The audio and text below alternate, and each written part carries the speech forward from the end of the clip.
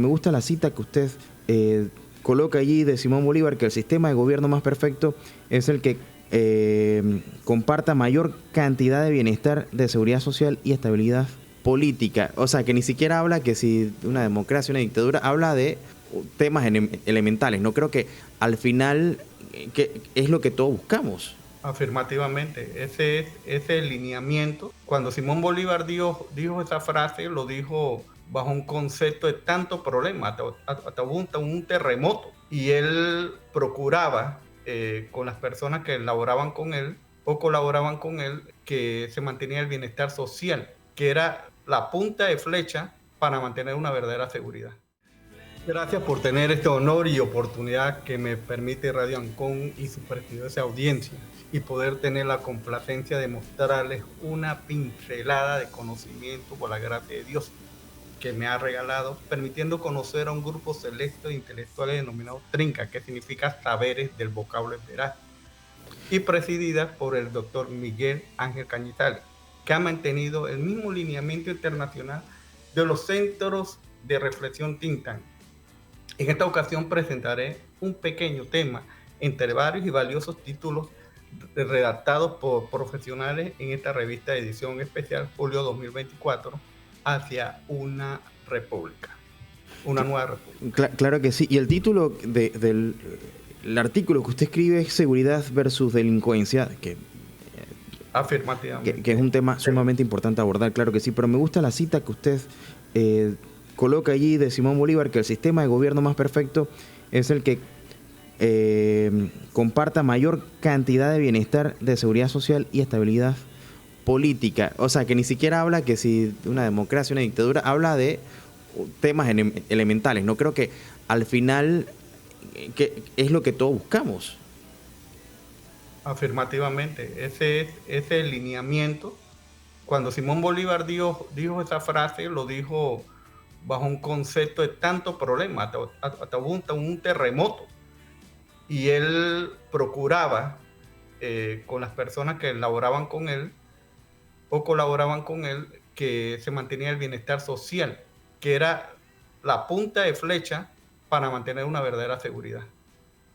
Bueno, y hablando de seguridad precisamente, que es el tema que nos atañe, ¿no? Hablemos un poco acerca de lo que usted plantea acá, porque también lo compara con lo que sería la delincuencia organizada. Me imagino que usted ha hecho también un viaje a lo largo de lo que ha sido la historia reciente de Panamá para comprender en qué punto nos encontramos, donde hay que también destacar que afortunadamente todavía estamos dentro de los países menos inseguros de la región. Claro, en la misma trata de limitar un concepto de seguridad desde el punto de vista etimológico, bajo un aspecto del vocablo griego que significa security o securus, que significa sin preocupaciones, sin problemas, es decir, sentirse a salvo de cualquier daño. Esta última referencia, si observamos en el anhelo de todo nacional y extranjero desde la percepción de seguridad ciudadana, a no ser objeto de ningún asalto en un restaurante, autobús o durante la compra en un centro comercial, kiosco o en su propia casa. Tenemos que estar claros también que este término es muy complejo, que solo lo podemos mitigar si entendemos el aspecto multidimensional en forma general o su aspecto de amenaza latente en forma específica, que inclusive el celular personal de nosotros o el control remoto que utilizamos para la televisión puede estar bajo ese contexto de inseguridad. Por ende, esa seguridad está ligada a nuestro derecho consuetudinario, tipificado desde nuestra Carta Magna. Y entre sus muchas variables, enmarca la protección de la garantía de los derechos primordial de la seguridad de la familia. Y en especial de los menores de edad, que está paralelamente encuadrado en el marco legal de las Naciones Unidas, y inclusive de la OEA, reafirmando la protección de las personas humanas, abarcando las amenazas nuevas y no tradicionales, e incluyendo los aspectos políticos, económicos, sociales y de salud y ambientales. Bueno, Empezamos por la definición que creo que expresa bastante bien lo que sentimos al pensar en seguridad, que es esa tranquilidad de que yo puedo salir a la calle, que no me va a suceder nada. Hoy por hoy estoy seguro que hay momentos y hay lugares en el país en donde uno no siente esa tranquilidad definitivas. Sale uno como mirando a más de un solo lado y por lo regular con esa zozobra, ¿no? De que algo puede suceder. No hemos llegado a ese punto donde en países vecinos la inseguridad ha llegado o ha escalado a niveles que son, digamos, insoportables.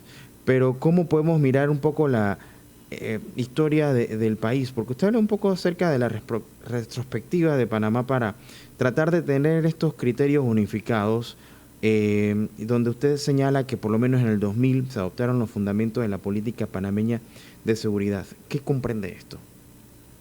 Ok, es importante que los partidos políticos en esa época, en el año 2002, eh, unificaron criterios bajo un documento que es la resolución número 34 de 2002, estableciendo una claridad hacia dónde íbamos, donde desarrollaron el fundamento, como usted dijo, ¿no? El fundamento de la seguridad panameña, y en la misma se establecían unos estatutos bien claros, que inclusive cuando se hablaba sobre el asunto del Canal de Panamá, se utilizó como título para hacer las reformas del 2004 de la Constitución Nacional del Canal de Panamá.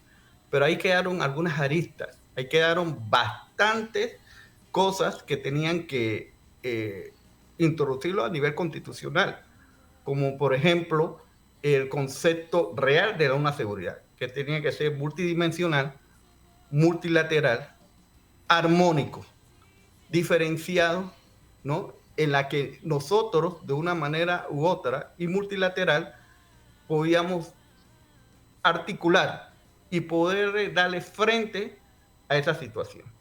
Ya en el 2006, ya hubo otra iniciativa también, y la fundamentaron en norma, en un decreto 260 del 2006, donde se estableció los lineamientos de la política criminológica del Estado. Ahí se establecieron principios o normas rectoras partiendo principalmente con el derecho humano, el desarrollo sostenible de las personas, establecer también algunos aspectos de prevención y otros aspectos que señalan en dicho documento. Más adelante fueron desarrollados otros documentos que más adelante se lo voy a explicar. Claro, mire, usted acá plantea también la propuesta del CONPA, ¿no? Pero con N, no con M, sino con...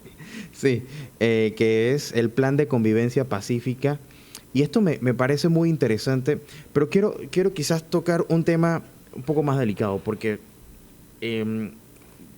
los países, y lo hemos visto en una región como Latinoamérica, que es muy convulsa, de un momento a otro, y no pasa mucho tiempo, experimentan, eh, digamos, una transformación en la violencia, en donde de pasar a ser un país pacífico, sin tanta incidencia, de repente empiezan los grupos organizados criminales a ganar terreno y terminan por absorber el país.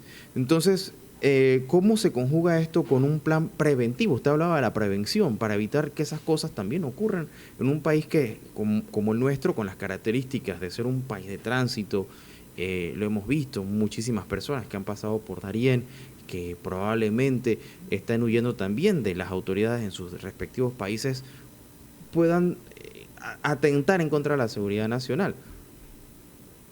Ok, es importante que sepamos que la violencia se aprende, y esa violencia comienza bajo un concepto que siempre va a haber alguien victimizado sobre esa violencia. que va a afectar severamente el desarrollo emocional de cada uno. Por el famoso bullying, ¿no? También el hogar, aparentemente hay 15 veces más posibilidades de convertirse en agresor una persona por estar aprendiendo algunas conductas que observa en el hogar, inclusive. Y a veces dejamos que los medios de comunicación son los que eduquen a nuestros menores de edad, a nuestros niños, ¿no? Que estos imitan la conducta a determinado eh, menor o niño o niña o adolescente, en la cual prácticamente realizan las mismas situaciones que vemos en los diferentes programas que vemos a través del control que se lo permitimos a nuestros niños, niñas y adolescentes. Hoy en día vemos películas como El Guasón 2, Mi Villano Favorito 4, y también la próxima va a ser El Escuadrón Suicida 3.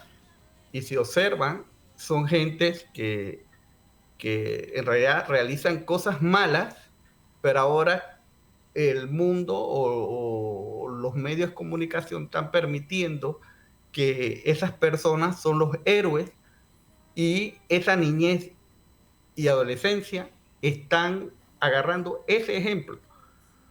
Y es importante que cumplamos con las normas de niñez y adolescencia sobre la última norma, que es la ley de integralidad sobre niñez y adolescente correspondiente. Claro, en otras palabras, hablamos de que antes de llegar a esos niveles de violencia no es fortuito, tiene que haber también quizás una descomposición o una fracturación digamos, la formación que tiene la niñez. Y haciendo énfasis en eso, porque realmente, bueno, Panamá, y yo hago mucho énfasis en el tema de Latinoamérica, porque Panamá no es muy distinta a los países de la región, en donde sabemos que la desigualdad es uno de los elementos más visibles, tanto aquí como que nos vayamos a cualquier país del sur o de Centroamérica, habrá lugares que por sus características gozan de cierto nivel y quizás no tienen tanta inseguridad, pero también hay una gran cantidad de espacios o lugares y barrios en donde la pobreza, la escasez son muchas veces asociadas a los temas de violencia.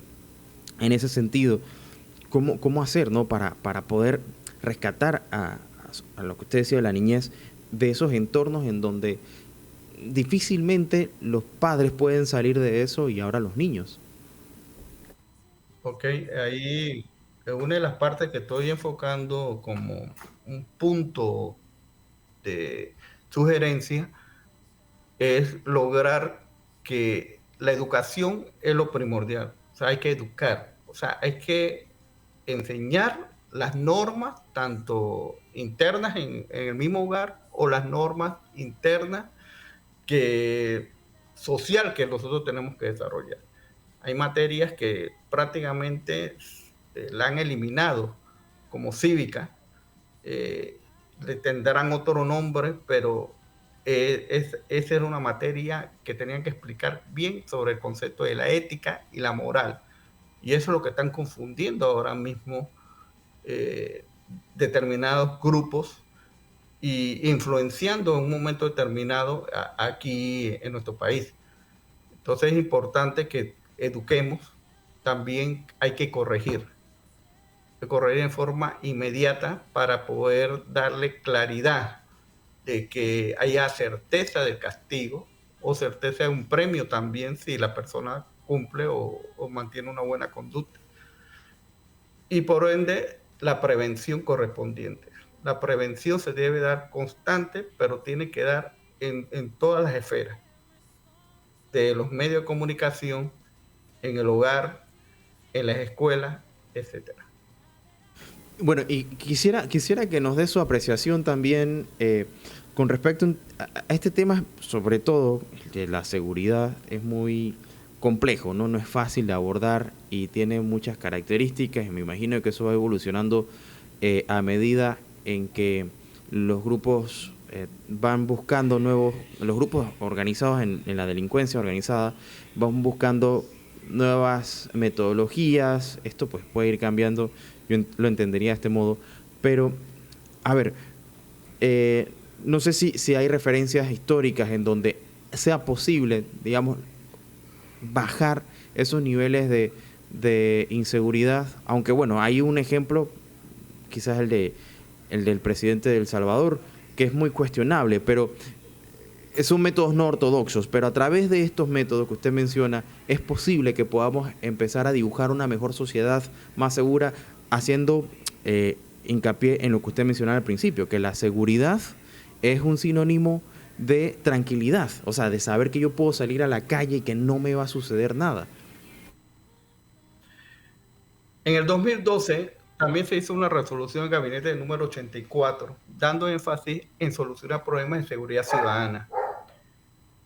Ese énfasis se focalizó en el fortalecimiento institucional. O sea, tenemos que tener una institución de seguridad con, con doctrinas claras de hacia dónde vamos.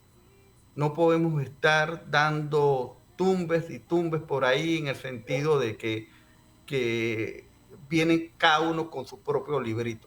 O sea, el fortalecimiento institucional ya de 2012 se estaba indicando que había una crisis, ¿no? Y teníamos que mejorar las situaciones de ahí. Han traído gente del extranjero para explicar esto, pero hemos caído con un círculo de espiral histórico y manteniendo esa situación.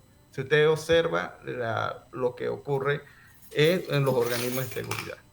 También tiene que haber una prevención sobre las mismas para evitar de una manera u otra se conlleve a que ocurran situaciones en el área bancaria, en el área de los centros comerciales, ¿no? E inclusive hasta situaciones en kioscos que ustedes han visto que han ultimado personas. Y la resocialización que tampoco no la podemos obviar. Esa resocialización tiene que estar claro que las personas que están privadas de libertad son humanas y esto hay que buscar la manera que ellos tengan una verdadera resocialización y pueda haber un reciclaje en el sentido de que ellos puedan ser productivos para la sociedad. Claro que sí, y bueno, es un tema, como decíamos hace un momento, bastante complejo, pero su evaluación con respecto a el tema de seguridad en nuestro país, ¿qué aspectos usted considera que hasta el momento como país hemos hecho bien y que podemos mejorar y que sean dentro de lo posible, ¿no? Algo que quizás de aquí a 5 años podamos ver realizado. Ok, tenemos que tratar de una manera u otra de recopilar nuevamente las documentaciones que se han hecho. Se hizo una documentación y hubo una iniciativa buena sobre la Estrategia Nacional de Seguridad Ciudadana 2017-2030. Inclusive se hizo una resolución del gabinete del 78. En la misma, ahí se plasmaba casi todo lo que, todo lo que uno sentía o con respecto a la seguridad. Ahí se le preguntaba al pueblo originario de nosotros, se le preguntaba al campesino, se le preguntó al pescador, se le preguntó a determinados grupos nacionales y extranjeros que se encontraban y se hizo un buen trabajo, pero ese documento ha quedado solamente en esa resolución de gabinete 78 de 2018. Que ha habido situaciones con otros programas como el de Barrio Seguro, por decir un ejemplo, que era para intervenir en la realidad de la violencia de los jóvenes de los barrios marginales más importantes del país, y ya nosotros vimos ya el resultado o la ejecución o la secuela de los efectos de dicho programa, pero esto reanimó el liderazgo delincuencial de algunos panameños en esa clase de comportamiento, conducta desviada, cuyos líderes hoy en día son aprendidos y extraditados por otros países. Yo pienso que lo que hay que hacer para mejorar la institución, la seguridad del país están esos tres rubros: el fortalecimiento institucional, la, la prevención, ¿no? y la resocialización. Y para la sociedad en su conjunto, ¿no? Aquellos que no toman decisiones, pero que forman parte de alguna u otra manera del desarrollo de la misma, o sea, ese ciudadano que sale, ¿cuál rol nos correspondería en todo esto? Bueno, el rol del ciudadano es reclamar sus derechos, reclamar sus garantías constitucionales que están en el artículo 17 al 55. Leérselas. Porque si ya estamos pensando hacer reformas constitucionales, primero conozcamos nuestras normas. El artículo 17 dice que todas las autoridades tienen que velar por la vida, bienes y honra de todos los ciudadanos. Entonces hay que estar claros sobre eso. Entonces nosotros tenemos que meternos a ver cómo podemos mejorar esto. Y también tener un respeto ante las unidades de la fuerza pública, porque también hay un problema ahí. Y las unidades de nuestra fuerza pública también tienen que marcarse que hay normas que también los protegen a ellos, porque no podemos estar permitiendo que sean vulnerados todo su actuar en ejercicio legítimo de su derecho o en cumplimiento de su deber legal. Y es importante que de una manera u otra tengamos claridad que hay normas tanto administrativas como penales que protegen el actuar de la fuerza pública, pero tenemos que también leerlas y ponernos bajo ese concepto. Por supuesto que sí, y es un tema tan amplio que podríamos quedarnos aquí hablando por horas y horas, pero bueno, el tiempo apremia y le agradezco muchísimo por acompañarnos y traernos algo de lo que usted plantea dentro de este artículo en la revista Hacia una mejor o Hacia una nueva república de Trinca en su edición de julio de 2024 y bueno, para una próxima ocasión quizás abordar temas relacionados con la seguridad de nuestro país, importantísimo, creo que a todos nos atañe y a todos nos preocupa y me quedo con esa definición, un ambiente en donde podamos caminar en tranquilidad. La falta de esa zozobra es lo que nos transfiere la seguridad. Así que muchísimas gracias al abogado, criminólogo, docente en geopolítica, seguridad y defensa, el máximo Emilio Ruiz Peña, por acompañarnos aquí en Radio Ancon. Le agradezco, Dios me lo bendiga a todos. Claro que sí. Oiga, son las